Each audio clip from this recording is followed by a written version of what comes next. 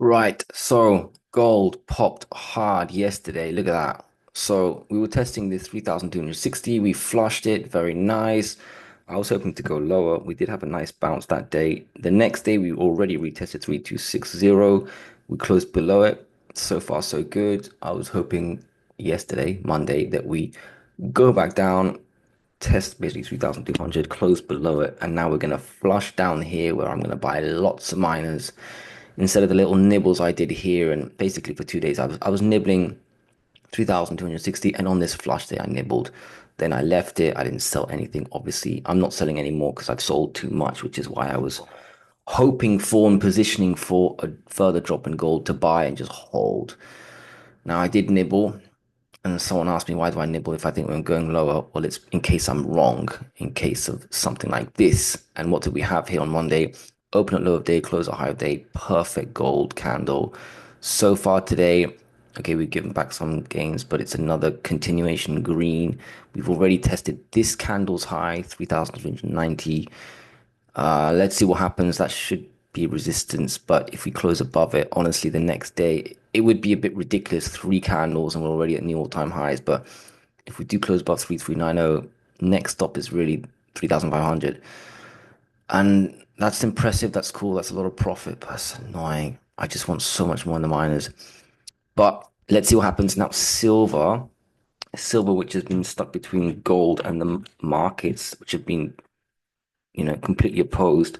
Silver is having a stronger day so far today than yesterday. So even though the markets were down yesterday, silver followed gold. Good, because gold was up like 2.5%. So imagine silver being red there. So it kind of makes sense, but nothing crazy, just redoing Friday's loss. So definitely still, you know, influenced by both the metals and the markets. But today is just a little interesting. I don't think the markets are up pre-market. I don't think that counts.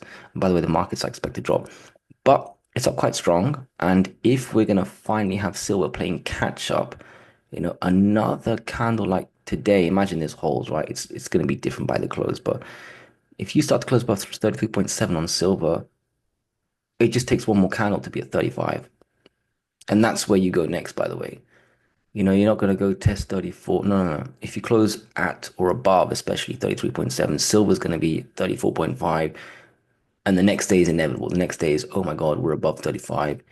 Holy shit, there's a squeeze. So we're like 2 days away from a squeeze in silver. And that's when everyone's like, wait a minute, silver belongs at 50, gold's just been doing non-stop. What we know is just you're waiting for confirmation from the chart, right? Price is really what influences you. So I think silver is something to really watch now, just from today's candle. Just now, like yesterday's wouldn't even trigger me. Just today's something. Okay. Otherwise, the markets. I'm gonna do this real quick. Markets, they've broken out. More than I thought. I thought we'd store here.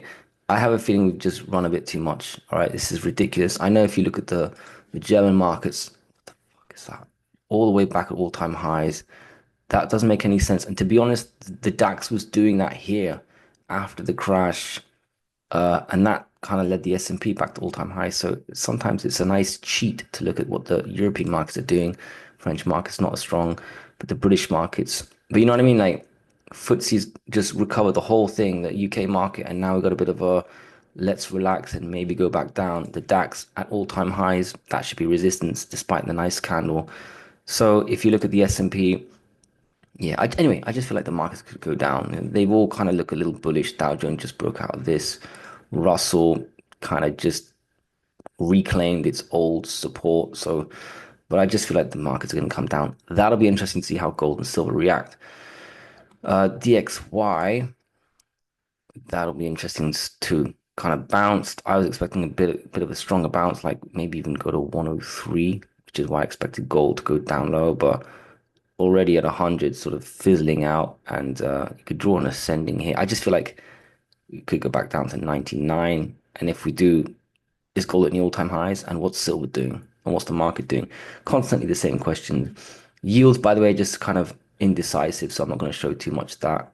We need a breakout. 30-year needs to go above 5% before we start to see dramatic moves, and the 2-year, some weird candles here. Just underperforming the 30. And again, does that one go down? Are they diametrically opposed? Does the 2 year go down with the 30 year going up? Whatever. Let's see. Focus is always on gold and silver, but you have to keep your eye on those and see how they interact. But really, for me, silver is silver starting to play catch up. And if the market drops, which I think it will, what does silver do? Does it follow gold up? Could gold go up when the market goes down? Or does it follow the markets down, or is it sort of in between both? I'm hoping silver starts to play catch up. There's a lot of profit to make in the silver miners. All right, GDX, which is basically gold miners. Okay, nice little bounce. Today, I expect us to test 50, right? I mean, that's the next level, and we have an up day. Be interesting to see how the daily candle closes, because if gold does another massive move up, GDX will obviously be at 53. So that's your next level to look at on GDX. GDXJ, same type of chart pattern. So expect to be at 62.5 and then one more day to go all the way up here.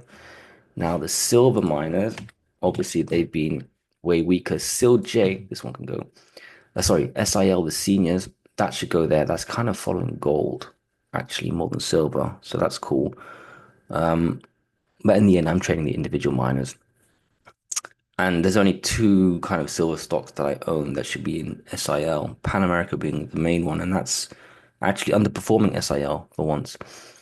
But yeah, next I expect 40.9 and then the all-time highs. Now SILJ, that's where you see a bit of a difference. I expect us to, yeah, to be testing 12.5 today. And then one more big day. And, SILJ should be above here. If we're going to go for 35, we're going to see a bit of a squeeze because we should be all the way up here, right? 15.2 at least on SILJ because we're nowhere near the old highs. There's so much money to be made in the silver stocks. And I really think we're close. All right, let's go straight to the portfolio because the ETFs is one thing, but I own specific miners anyway. Newmont is okay today. Not sure where we're going to be testing. Second cleanup. Not sure we're going to test 50, 54 probably at least. Uh, yeah, at least. Otherwise, I'm not going to sell anyway. I'm just waiting for the old 57. We should be above 59 to be honest. In fact, we should be at like 100 by now. So yeah, let's see. Looks good. Closed at high of day yesterday, and we got continuation today. Barrett Gold nowhere near as strong. Came down quite a bit. I added this one. I was hoping to go down here where I would have bought a lot, but actually when we were at the lows here, I thought, what's the difference between 18.2 and 17 point, wherever it's going to be 17.8, nothing. So I added nicely in Barrett Gold, actually, a bit more than the other seniors. It was more of a nibble, let's say. Today I expect to be testing 19.5.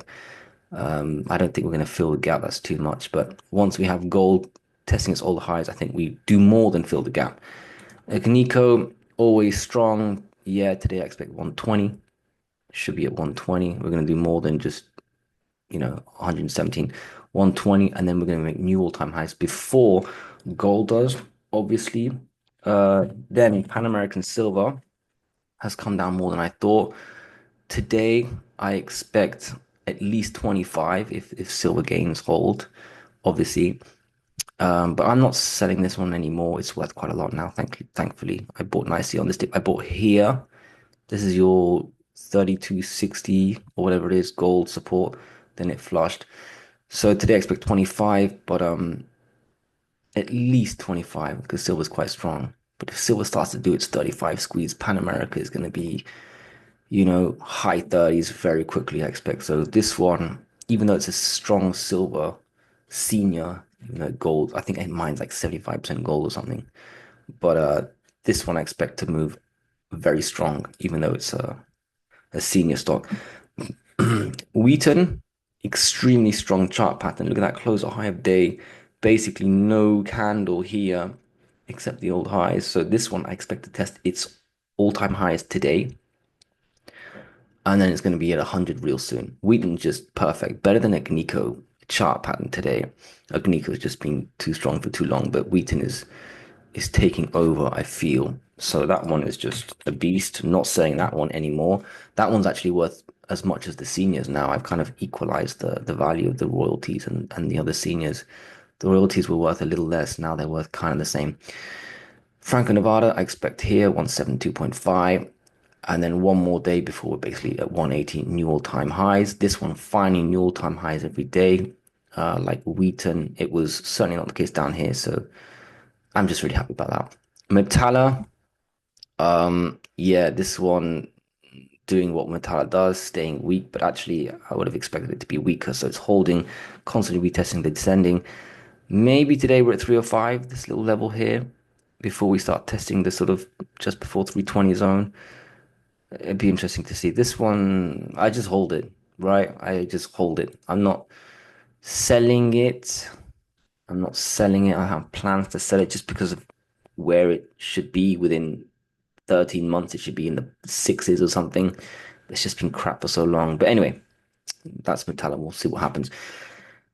You know what? Instead of going to the silver stocks, I'm going to keep going with the gold stocks. I'm going to rearrange the way I do this. So, let's go to Aris Mining. I want to end on the silver stocks.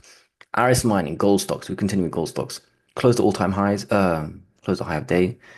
And to be honest, I expect today to be testing and making new highs, a bit like Wheaton. Very, even a better chart than Wheaton.